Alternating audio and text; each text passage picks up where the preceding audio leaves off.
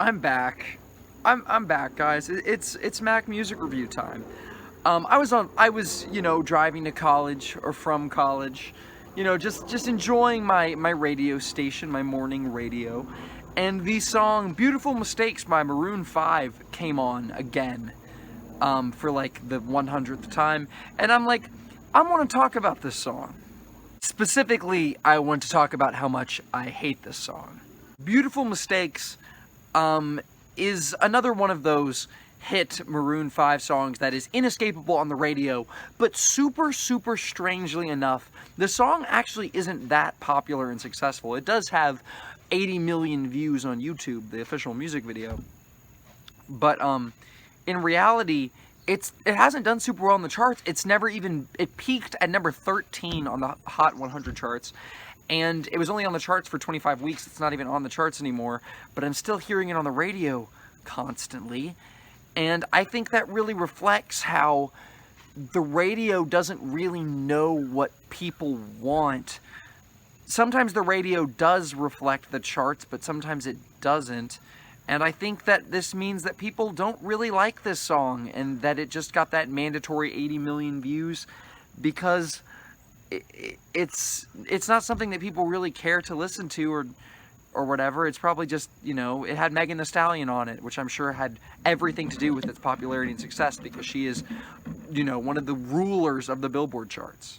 The song has a very traditional structure, like nothing outside the box or creative or interesting at all. It's got verse, pre-chorus, chorus, verse, pre-chorus, chorus, and then a verse for Megan Thee Stallion, easily the best part of the song, where she first raps and then starts singing.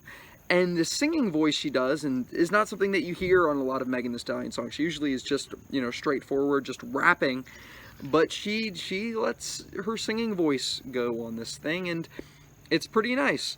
And then the song after her, it has the chorus and an extended post-chorus. It's all very much a structure you've heard and seen a million times before.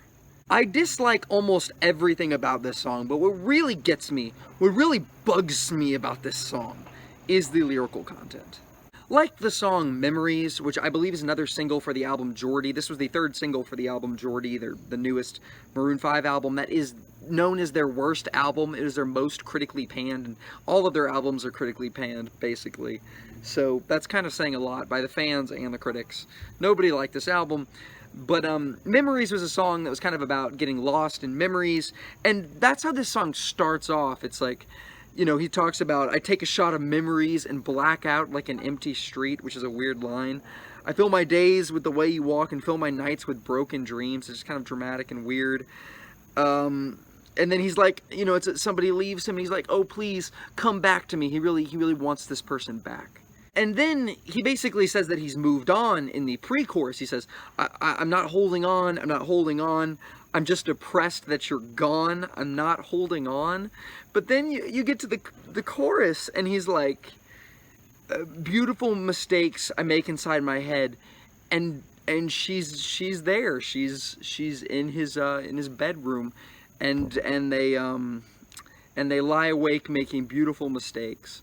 So the song starts off being about the past, but then it goes into one of these I'm in a toxic relationships type of songs, and I can't get out of it because I like the physical aspect of the relationship.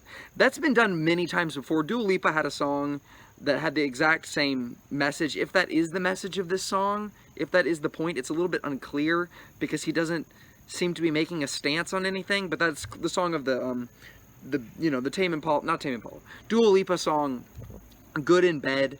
There's also the, Circles by Post Malone has that same kind of theme. It was just the sex. That was the only reason they was in that relationship. And Circles is a great song, but this is not. In the second verse, he's talking about, like, lying to himself, and he's talking about the past and being obsessed with the past, but he's also doing something in the present. And it's just weird that he's talking about first person, and then he's talking about the past, but then he's talking about the present in the chorus, and it's just weird. And I have to say, the imagery used in this song, the "she's naked in my bed" line, it comes off as so creepy and so weird from a guy who's 42. He's 42. Adam Levine, the guy singing these songs, who probably wrote the song, co-wrote the song. I'm sure he didn't write it by himself. He's probably not smart enough to do that.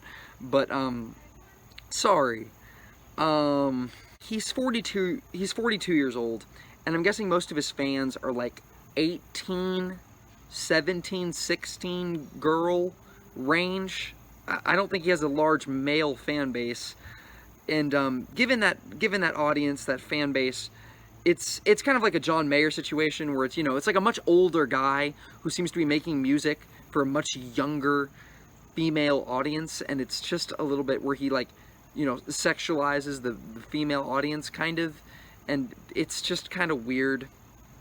I can't shake the feeling that he's like talking about like a fan or something. That it's just weird, given that he's 42 years old, and his voice. The other thing, it's so unlikable. There's no charm in Adam Levine's lyrics or his voice. He sounds awful.